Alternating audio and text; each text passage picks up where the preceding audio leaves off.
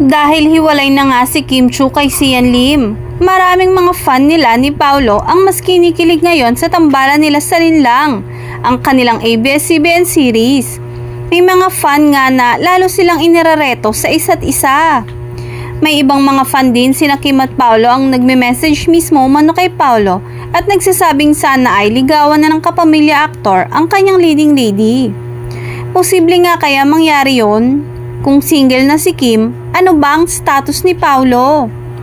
Ang sagot ng isang malapit kay Paolo ay yes, single umano ngayon ang aktor.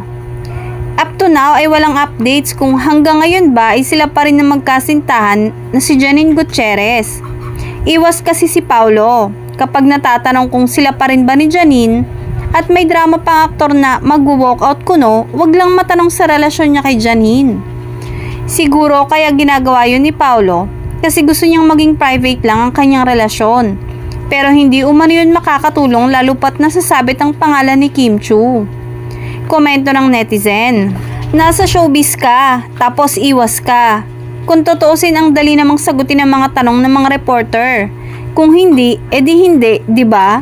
Kung sa kanya, gimmick yung ginagawa niya, kakainisan lang siya ng mga reporter at mga taong sumusubaybay sa kanila.